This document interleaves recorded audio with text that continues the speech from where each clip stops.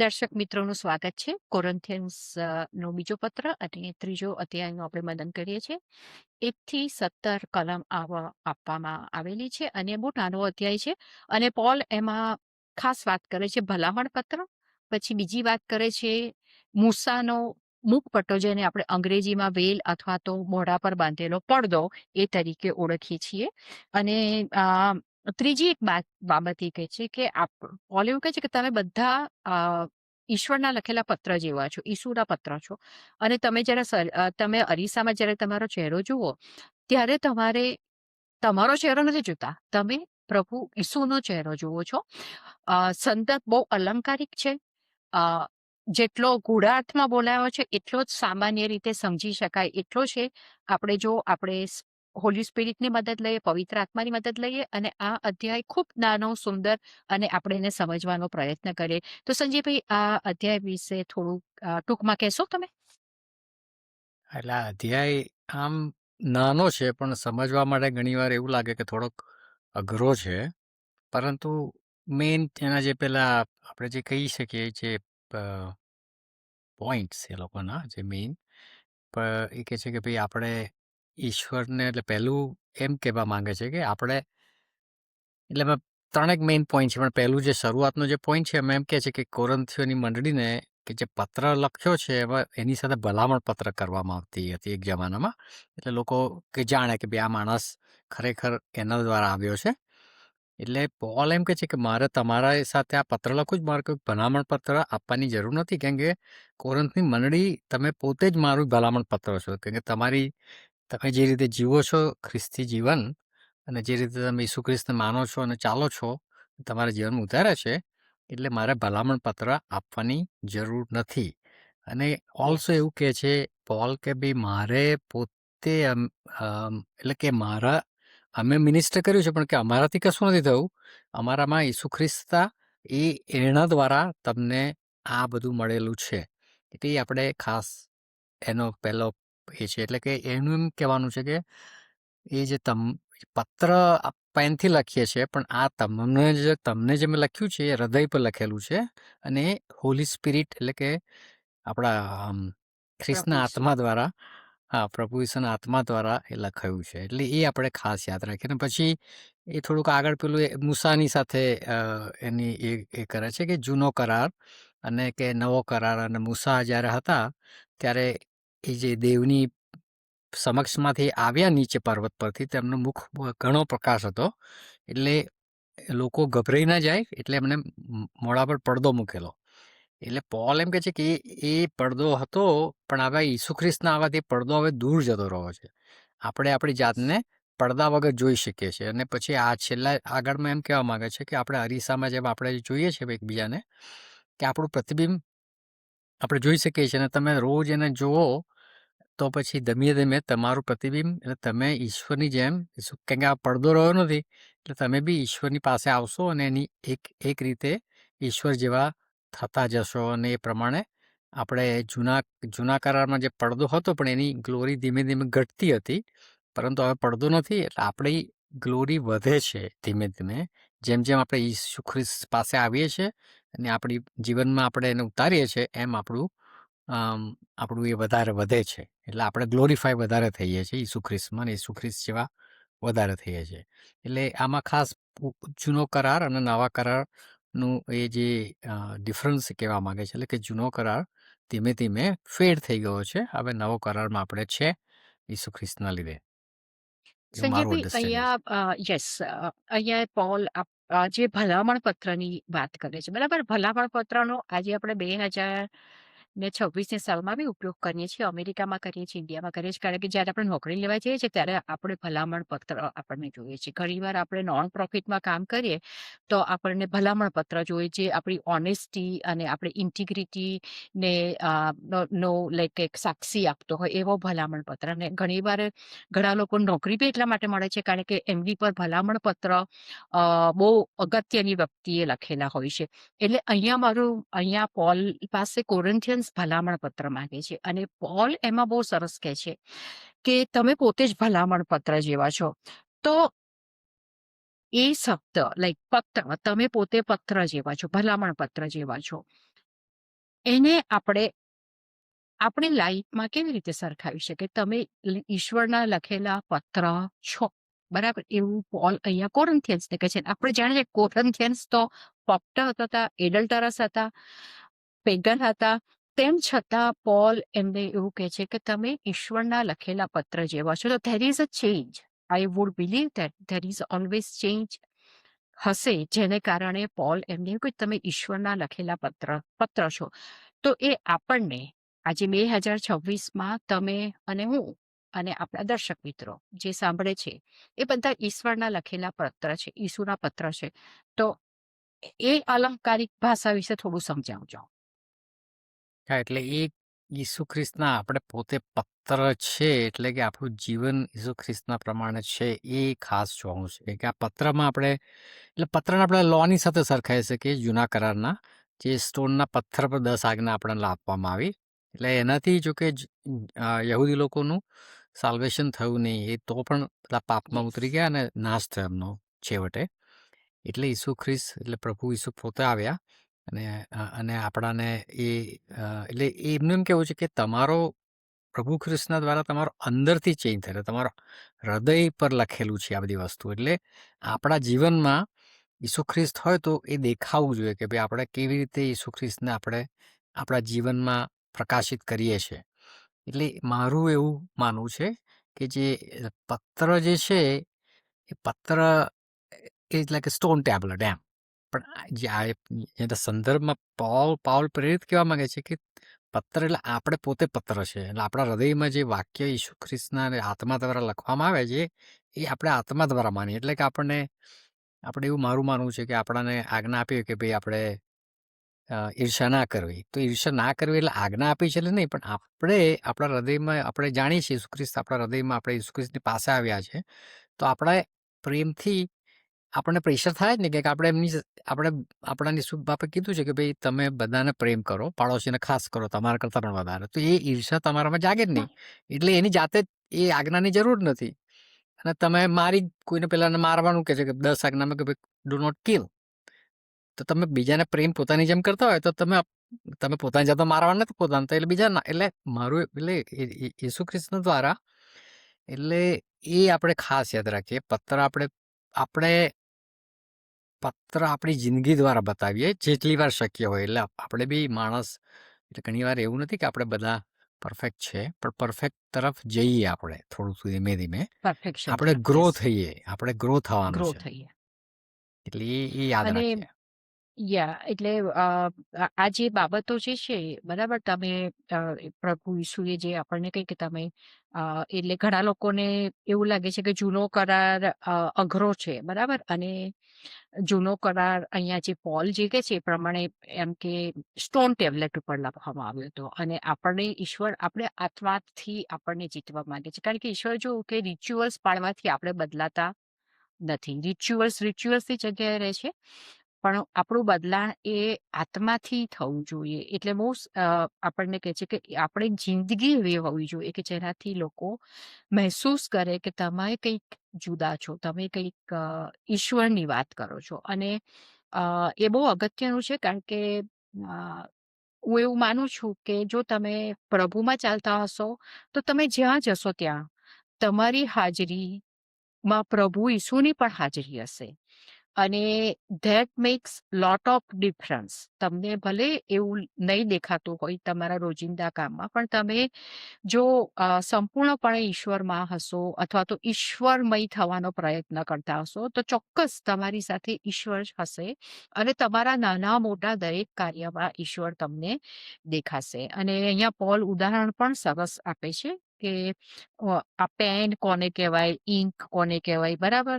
Tablet એટલે શું? એટલે એની વાત આ પોલ સરસ રીતે કરે છે. અને transformation is a part of the Christian life. આપણે બધા જ કહીએ છીએ, મેં આગળ વાત કરી કે કોરંથિયોનો પહેલો પત્ર જોયો અને આપણે જોયું કે નંગે નંગ ભરેલા હતા કોરંથિયામાં, બરાબર?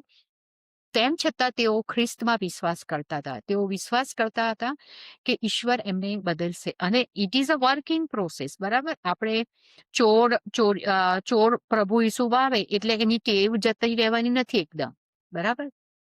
એકદમ કે રાતોરાત એ કહેશે કે હું ચોરી નહીં કરું, પણ એ થોડું જોશે કોઈક વસ્તુ પડેલી તો એને ચોક્કસ ઉઠાવવાનું મન થશે. પણ એ ઉઠાવવાના મન પર એને વિજય મેળવવાનો છે. અને આપણે એક સામાન્ય મેં ઉદાહરણ આપ્યું. આપણી દરેક બાબતો જે સિંકફુલ છે એને આપણે ધીમે ધીમે દૂર કરવાના છીએ. અને એટલા માટે જ હજી તો વર્કિંગ પ્રોસેસ છે. હજી તો આખા કોરિન્થિયન્સ પ્રભુ ઈસુમાં પૂર્ણ પરિવર્તન નથી. તેમ છતાં પણ પોલે એમને સિક્કો મારી આપો, યુ આર એપિસલ ઓફ ક્રાઇસ્ટ. તમે ઈશ્વરના પ્રભુ ઈસુ ખ્રિસ્તના પત્ર છો. એટલે બહુ જ સરસ અહીંયા પોલ કહે છે. સંજયભાઈ, બીજો એક સવાલ છે, અને એ સવાલ છે જે આપણને જૂના કરાર અને નવા કરાર વચ્ચેનો મેઇન તફાવત સમજાવે છે. પણ એ તફાવત સમજતા પહેલા આપણે એક બાબત વિશે ખાસ ચર્ચા કરીએ, જેનું છે મૂસા જ્યારે પર્વત પરથી ઉતરતો ઈશ્વર સાથે વાત કરીને, ત્યારે એના મુખ ઉપર એક પડદો, એટલે કે આપણે અહીંયા જે કહીએ છીએ ને પેલું શું કહેવાય, માસ્ક લગાવતો હતો. આપણે માસ્ક વધારે સમજી શકીશું. તો એ માસ્ક ની આજે જરૂર નથી, પણ મૂસાને શા માટે જરૂર હતી? અને લોકો એ માસ્ક એને કહેતા હતા કે તું આ રાખ, કારણ કે અમે એ ગ્લોરી જોઈ શકતા નથી. તો એના વિશે તમે થોડી ચર્ચા કરશો કે એ જે મુખપટ્ટો અથવા તો માસ્ક જે મૂસા રાખતો હતો એની હવે જરૂર નથી. હા, એટલે હવે એટલામાં નથી જરૂર કે આપણે ઈસુ ખ્રિસ્ત એટલે આપણી પાસે નવો કોવિનન્ટ અથવા કરાર છે. એટલે એ જે પડદો નથી, એ આપણે જે નવા કરારમાં આપણે જાણીએ છીએ કે ઈસુ ખ્રિસ્ત મૃત્યુ પામ્યા અને સજીવન થયા. મૃત્યુ પામ્યા ત્યારે પડદો ના 2 કટકા થઈ ગયા, ચીરાઈ ગયો. એટલે પ્રભુ એટલે ઈસુ એટલે યહોવા પાસે આપણે ઈસુ ખ્રિસ્ત દ્વારા હવે સીધા આપણે જોઈ શકીએ છીએ ને જઈ શકીએ છીએ. પહેલા એવું નહોતું. એટલે મોઝીસ એટલે જૂના કરારમાં આપણે જોઈએ છીએ કે મૂસાને જ ખાલી પરમિશન હતી જે મોસ્ટ હોલી જે પ્લેસ કે છે એમાં જવાની. બીજા લોકોને માટે પડદો હતો. એ લોકો જે પેલો આઉટર કોર્ટ કે છે એના મંદિરમાં રહેતા હતા. એટલે એ જે પડદો જે હતો એ એમ કહેવા માંગે છે કે લોકોને નિયમો આપવામાં આવેલા કે તમે આ પાળો, આ કરો, પછી તમે જો બધા પાળશો તો પછી તમને છેક અંદર જેમ મૂસા જાય છે એમ તમને કદાચ જવા મળશે. હવે એ જે હતું એ પણ તો એમાં એવું લાગ્યું કે એમાં કોઈ સફળ થવું નહીં, કે આટલા વર્ષોમાં કોઈ બધા નિયમો પાડતા હતા, ઘણાય પાડતા હતા, તો પણ એવું કોઈ સફળતા કોઈને મળી નહીં. એટલે પછી ઈસુ ખ્રિસ્તને આવવું પડ્યું. જેમ કહેવામાં આવેલું કે દેવને એવું લાગ્યું કે ભાઈ હવે આટલા બધા લોકોને મારે કંઈક તો કરવું પડશે, કે આ તો બધું મેં આપ્યું બધું મૂસાના નિયમશાસ્ત્ર, પણ કોઈ પાડી નથી શકતું. એટલે પછી ઈસુ ખ્રિસ્ત આવ્યા અને આપણને સ્વતંત્ર જે પડદો હતો તે ચીરાઈ ગયો. એટલે હવે આપણે જરૂર નથી. એટલે જે ઈશ્વરની જે ગ્લોરી હતી એને જોવા માટે, અને લોકોને ડર હતો કે એમને હતું જે જૂના કરારમાં છે તો કે એમને કેવું છે, ઈશ્વરને જોઈશું તો કે મૃત્યુ પામીશું. જ્યારે એ ખોટો ભય હતો. ઈશ્વરને જોવાથી તમે મૃત્યુ નથી પામતા, તમારા કાર્ય એવા છે એટલે તમને બીક લાગે છે ઈશ્વરની પાસે જવાની. એટલે કે આપણે ચોરી કરીએ તો પોલીસને જોઈને આપણે બીક લાગે ને એના જેવું છે. ડરી જઈએ. એટલે કે ભાઈ થોડોક પડદો રાખે, એટલે થોડોક આપણે તો પડદામાં જતા કે દિવાલની પાછળ ઉભા રહીએ, એટલે એના જેવું છે. એટલે કદાચ એ સંદર્ભમાં પણ જ્યારે ઈસુ ખ્રિસ્ત આવ્યા તો આપણે ઈસુ ખ્રિસ્ત દ્વારા આપણે ભલે પાપી છે, પણ ઈસુ ખ્રિસ્ત દ્વારા આપણને ખબર છે કે આપણને પ્રોટેક્ટ કરશે, કે આપણે એના દ્વારા આપણે દેવની આગળ આપણે ઊભા રહી શકીશું. ઈસુ ખ્રિસ્તની સાથે ઊભા રહ્યા હોઈશું તો આપણે ઊભા રહેવા દેશે. આપણે જાણે કે પેલો વીટો પાવર મળી ગયો, કે પોલીસ ભલે હોય, ભલે હું સ્પીડ કરતો હોય, પણ મારી બાજુમાં આ બીજો મોટો માણસ છે એટલે એ મને કશું નહીં કરે. એટલે ભલે આપણે ધૂળમાં છે હજી, પરંતુ ઈસુ ખ્રિસ્તના લીધે એ પડદાની જરૂર નથી. અને આપણે એટલે કહેવાનો મતલબ એ છે કે ઈસુ ખ્રિસ્ત આપણામાં હશે તો આપણે પછી બંને ધીમે ધીમે આપણું જીવન એ પ્રમાણે બદલાશે અને આપણે બી પ્રભુ ઈસુ જેવા ધીમે ધીમે થઈશું. એટલે એ આપણે યાદ રાખીએ. એટલે એ પડદાનું કારણ એ જૂનો હતું કે કરાર, જેમાં જૂના કરારને આપણે અહીંયા પોલ એવું કહે છે કે પાસિંગ અવે, ડેથ કોવેનન્ટ. અને નવા કરારને એક છે રિઝરક્શનનો કોવિનન્ટ, હોલી સ્પિરિટનો કોવિનન્ટ. તમને અજુગતું કશું લાગે છે એમાં કે તમને આ જે પોલે આપી પાસિંગ અવે જે મરી રહેલો આમ ખરા અર્થમાં જોઈએ તો મળતો કોવિનન્ટ જૂના કરારને એવું કર્યું, તો પણ આજે આપણે ઘણા લોકો એવું આપણને કહે છે કે આપણે ખ્રિસ્તી છીએ, તો ઘણા લોકો છે ને ગોસ્પેલ જ વાંચે છે અને જૂનો કરાર વાંચતા નથી, એવું છે. અને ઘણા લોકો બધું વાંચે છે ને પછી બહુ કન્ફ્યુઝ થાય છે અને પછી એટલા બધા કન્ફ્યુઝ થાય છે કે જેની કોઈ હદ નહીં. તો એટલે મારું એવું માનવું છે કે નવો કરાર છે એટલે એટલે એક રજૂઆત કરું છું. તમે તમારો તમારો ઓપિનિયન જણાવજો. હું એવું માનું છું કે જૂનો કરાર રદબાતલ થઈ ગયો છે. કારણ કે પ્રભુ ઈસુ ખ્રિસ્તે બલિ બની ગયા છે. પ્રભુ ઈસુ ખ્રિસ્ત દ્વારા નવો કરાર સ્થાપવામાં આવ્યો છે, જે આપણે પ્રભુ ઈસુ ખ્રિસ્તે કીધું, મારું શરીર અને મારું લોહી એ નવા કરારની નિશાની છે. એટલે so once and all for it is gone. તમારો શું વિચાર છે? તમે એવું માનો છો કે હજી આપણે જૂનો કરાર પાળવો જોઈએ? ના, આપણે જૂનો કરારમાં આપણે નથી, અને જૂના કરારમાં જૂનો કરાર એટલા માટે આપણે જોઈએ છે કે આપણે એને આપણે જેમ કશું આગળ શીખતા હોય તો આગળના ચેપ્ટર કે અમુક બેઝ આપણને જોઈએ, એટલે એના જેવું મારું માનવું છે. ને ઈશ્વરે અમુક યા કરારો કરેલા છે અને એને પાડેલા પણ છે, પરંતુ ઈશ્વરે પોતે આવીને આપણને નવો કરાર આપ્યો છે. એટલે આપણે એ ભૂલી ના યસ જઈએ કે આપણે યસ એટલે જૂના હા કરારની જરૂર મારી દ્રષ્ટિએ હવે નથી, નવા કરારની છે. અને જૂના કરારમાં લખેલું છે કે હવે તમને નવો કરાર આપવામાં આવશે. જ્યારે મેં આમાં કસમ લખેલું છે કે એટલે મારું એવું માનવું છે કે આપણે જૂના કરાર એટલે આપણા માટે પોઈન્ટ ટુ નવા કરાર. કે ઘણીવાર હમ ઈશ્વરના હવે આ બધા કરાર એવા નથી કે આપણે કમ્પલ્સરી માનવા જ પડે. ઈશ્વરે આપેલા છે આપણે, પણ તમને તમારી ફ્રી વિલ છે. તમને ફ્રી જે છે હજી અમુક લોકો નથી માનતા નવો કરાર, આપણે ઈસુ ખ્રિસ્તને માનતા પણ નથી. ઘણા લોકો છે. એમની આગળ પડદો પડેલો છે એમના હૃદય પર. એ આપણે યસ એટલે એ પડદો ઘણીવાર ઈશ્વર ખોલશે. ઘણીવાર અત્યારે એટલે આપણે પ્રયત્ન કરીએ પણ ઘણીવાર નથી ખોલતો એ પડદો હજી છે એમને. એટલે ઘણીવાર એટલે યહૂદી લોકો એમ વેરી માને છે ગુડ કે એ જે પોઈન્ટ. એમનો જે કરાર છે તે છે હજી. આ જે આપણે જે કે એ તો હજી ઈસુ ખ્રિસ્તમાં યસ માનતા કે એવું નથી. પરંતુ જે હોય તે આપણે એવું નથી કહેતા કે ભાઈ એટલે એમના હૃદય પર જે પડદો છે એ આપણે પ્રાર્થના કરીએ અને એક દિવસે એ ખુલે અને એ પણ ઈશ્વરને જોઈ શકે ઈસુ ખ્રિસ્તના રૂપમાં, જેમ આપણે જોઈએ છે તેમ. વેરી ગુડ પોઈન્ટ સંજયભાઈ. કારણ કે જે પડદો છે એ તમારા ખ્રિસ્તીઓ પર બી છે, બિન ખ્રિસ્તીઓ પર બી પડેલો છે. કે જે પડદો જે કેટલાક તો હજી પડદો રાખીને જ નવો કરાર વાંચે છે. એટલે હજી એમાં એમને ઇનર હજી વર્ક ઇન પ્રોસેસમાંથી બહાર આવવાની વધારે જરૂર છે, એમને ગ્રો થવાની બી જરૂર છે. અને કેટલાક તો વર્ક ઇન પ્રોસેસના એવા બી રો મટીરિયલમાં જ પડ્યા છે કે જેમને હજી ખબર જ નથી પડતી કે ઈસુ ખ્રિસ્ત એ ઈશ્વર છે. ઈસુ ખ્રિસ્તે તમારા માટે જન્મ લીધો, તમારા માટે મરણ પામ્યા અને તમારા માટે સજીવન થયા છે. અને એ ભેટ એ તમને પણ આપશે, તમને પણ મૃત્યુમાંથી ઉઠાડશે. પરંતુ એમણે પડદો પાડેલો છે, વેલ. એટલે એ ગમે તેટલું એટલે એ વેલ તમે અને પોલ વેરી ગુડ પોઈન્ટ કે પોલ અહીંયા કહે છે કે તમે બધા વેલ દૂર કરો. વેલની જરૂર નથી. તમે આંખો ખોલશો તો તમને દેખાશે. અને હું બહુ દ્રઢપણે એવું માનું છું કે જો તમે આ બહુ જ નાનું સત્ય છે કે ઈસુ ખ્રિસ્ત જન્મ્યો, મરણ પામ્યો અને ત્રીજે દિવસે પુનરુત્થાન પામ્યો અને ફરી આવનાર છે. ધેટ ઇઝ ધ ઓનલી તમને ઈશ્વર તરફ દોરી જશે, તમને ઇટર્નિટી આપશે. એ સિવાય તમને બીજું કોઈ ઇટર્નિટી આપવાનું નથી. આપણો જૂનો કરાર હતો, એનું પણ એક મહત્વ હતું. એ મહત્વ હવે નથી રહ્યું. સમય બદલાય છે, સદીઓ બદલાય છે. ઈશ્વર તો એનો એ જ રહે છે, પરંતુ ઈશ્વર બદલાતો નથી, આપણે બદલાઈએ છીએ. અને આપણી સાથે ઈશ્વર આપણને અનુરૂપ થાય છે. એટલો બધો ઈશ્વર આપણને પ્રેમ કરે છે. એટલે ઈશ્વરે આપણે જૂના કરાર કરતા વધારે બુદ્ધિશાળી, વધારે સ્પિરિચ્યુઅલ થયા છે. એટલે ઈશ્વરે આપણને વધારે અઘરી કલમ આપી છે. અને એ અઘરી કલમ છે લવ વન અનધર.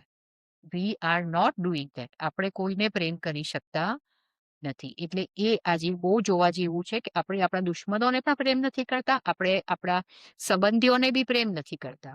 એટલે બિંગ અ ક્રિશ્ચિયન આપણે સૌથી પહેલા લવ વન અનધર. અને આપણને બહુ સીધી સાદી કલમ લાગે છે, લવ વન અનધર. આપણે બધે લખીએ છીએ, છાપી માનીએ છીએ, આપણા સ્ટેટસમાં મૂકીએ છીએ. પરંતુ એનો ખરો મિનિંગ આપણે સમજી શકતા નથી. અને એ જ વસ્તુ તમે શીખો, એ જે મુખપટ્ટો તમે દૂર કરશો, તમે બધાને આપોઆપ પ્રેમ કરતા થઈ જશો. અને સંજીવભાઈ જેમ કહું ને કે આપણે આપણી જાત ઉપર જેવો પ્રેમ કરીએ છીએ, બરાબર, આપણને ઠોકર વાગે તો આપણે શું પગલાં લઈએ, બરાબર, આપણે ફૂંક પાડો. બીજાને ઠોકર વાગે તો આપણે એને શું કહીએ, ચાલ ઊભો થઈ જા, કશું નથી વાગ્યું, બરાબર. હમ તો જો તમે એ લવ કરતા હો તો તમે એને કહું, ઊભો રહો, હું તને ફૂંક માર્યા કરું છું, થોડી વાર બેસ, પછી હું તને આપણે સાથે જઈએ, બરાબર. એટલે that is the difference how to love one other. લવની વ્યાખ્યા થોડી જુદી છે અને એને આપણે બહુ જુદી રીતે ઉપયોગ કરીએ છીએ. પરંતુ તમે બધા પણ એકબીજાને પ્રેમ કરો અને ઈશ્વરની પાસે આવો. That is the meaning of this chapter. અને બહુ સુંદર ચેપ્ટર છે. જો કોરન્થિયન્સને પોલ ખ્રિસ્તનો પત્ર કહી શકતા હો, તો આજે 2026ના આધુનિક ખ્રિસ્તીઓ પણ ઈશ્વરના પત્ર જ છે. તમે જેવા છો એવા ઈશ્વર તમને પ્રેમથી બોલાવે છે અને પ્રેમથી અપનાવે છે. સંજયભાઈ, કોઈ સવાલ? ચોક્કસ. ના, કશું જ સવાલ નથી. અને આપણે બધા એ પણ યાદ રાખીએ કે જે દરેક કામ જે આપણને કહેવામાં આવેલા છે, આપણે ઈશ્વરના માટે કરીએ છીએ, એની આ શક્તિ આપણને ઈશ્વર દ્વારા જ મળે છે. યસ. એટલે એ પણ યાદ રાખીએ ખાસ કે એ ચેપ્ટરની બિગિનિંગમાં કહેવામાં આવે છે કે ભાઈ મારા દ્વારા અમે મિનિસ્ટર કર્યું છે, પણ જે કામ થયું છે તમારામાં એ ઈસુ ખ્રિસ્તના દ્વારા હોલી સ્પિરિટથી થયું છે. યસ, અમે હોલી ખાલી સ્પિરિટથી થયું છે. માધ્યમ કે એટલે આપણે બધા એ યાદ રાખીએ યસ. કે એને બહુ ગર્વ ના કરીએ કે મેં બહુ સરસ ભાષણ આપ્યું તો બધા 10 લોકો મારા પ્રભુ પાસે આવ્યા અથવા તો એવું કશું. આપણે ઓલવેઝ યા. ગ્લોરીફાય અવર લોર્ડ કે એમના દ્વારા અમુક વસ્તુ થાય છે. આપણે માધ્યમ કે આપણે પ્રયત્ન કરીએ, પણ જે એનું આપણે ઓલવેઝ રિમેમ્બર કે આપણે ઈસુ ખ્રિસ્તને એનો મહિમા આપીએ. અને જે પેલું છેલ્લું પેલું એક યસ. રાઈટ ગો હેડ સોરી યસ. ગો હેડ. ગો હેડ. છેલ્લું બોલ, પછી હું કહું છેલ્લું છું. ખાલી પેલું અરીસાનું એક હતું એવું કહેવા માંગતો હતો કે જે અરીસાનું જે યસ. પેલું છે કે મિરરમાં આપણે જ્યારે જોઈએ છે તો પેલો મુખપટ્ટો નથી આવે, એટલે આપણે આપણી જાતને ક્લિયરલી જોઈ શકીએ છીએ. એટલે એ યાદ રાખીએ અને રોજ આપણે જોઈએ તો આપણી જાતને વધારે ઓળખતા થઈએ કે આપણે કહો અહીંયા પેલું નાનું ખીલ થવું છે તે માંડીને, એટલે એ રીતે આપણે પછી એની કાળજી લઈએ અને પછી આપણે પોતે, એટલે એવું નથી કહેતા કે તમારું બ્યુટી સુધારો, પણ એ કહેવા માંગે છે કે તમારું જે તમે રોજ એટલે તમે જેમ અરીસામાં આપણે નથી જોતા કે મારી જરાક વાળ આમ છે ને આ વાળ આમ છે, એમ તમે અરીસાની જેમ તમારી જાતને જેમ જેમ ઈસુ બાપની રીતે જોતા જશો એમ એ જાતે સુધારો આવતો જશે અને પછી તમે ઈસુ ખ્રિસ્ત રોજ જેવા થશો. સવારે ઉઠી અને જોવો કે હું પ્રભુ ઈસુ જેવો દેખાઉં છું, તો That is the one. Yes, that's the best that is the sentence. One. Yes. અને ત્યારે તમને એવું લાગશે કે હું પ્રભુ ઈસુ જેવો મારો ચહેરો પણ નથી, ન અંદરથી દેખાઉં છું, ન બહારથી દેખાઉં છું, બરાબર. પછી તમને ઈશ્વર તમારી સાથે જ ઊભા રહેશે અને ઈશ્વર એક દિવસ કહેશે કે ના, હવે તો મારા જેવો દેખાય છે. સો keep that effort. Yes. Well said. કારણ કે Yes, that અને is અહીંયા best. અહીંયા પોલ એવું જ કહે છે કે તમે એક દિવસ મારે તમને એવા બનાવવા છે કે જ્યારે તમે અરીસામાં તમારા ચહેરાને જોવો ત્યારે તમે ઈસુને નિહાળો. સો બરાબર. વી હેવ ટુ ના, એટલે એ અચીવ યાદ ધેટ રાખીએ. ધેટ એટલે લેવલ. આપણે રોજ આપણે મિરરમાં જોઈએ તો આપણે યાદ રાખીએ સ્મિતાબેનનું કહ્યું છે આ અધ્યાયમાં. એટલે આ બહુ આધ્યાત્મિક અને આધ્યાત્મિક ઘણીવાર અને અધ્યાય અને અને ગહન છે. અલંકારિક ગહન થોડુંક ગહન છે. વિચારવું પડે એવો એટલે નાનો છે પણ ખાસું બધું અંદર મટીરિયલ છે જે આપણે 2 સમજવામાં થી થોડુંક 3 વાર વાંચીએ ત્યારે આપણે એને આપણને તકલીફ સમજણ લાગે. પડે હા, એવું છે. પણ યસ. ઈશ્વર યા. આપણને સમજાવે છે અને આપણે સમજ્યા. યસ, ઈશ્વર ચલો, સમજાવે સરસ. છે. યસ. થેન્ક યુ સંજયભાઈ. અને શ્રોતા મિત્રોને ખાસ વિનંતી કે તમને કોઈ સવાલ હોય તો અમને જરૂરથી અમારો સંપર્ક કરજો. Please like, share and subscribe this channel. God bless you. Thank you. God bless.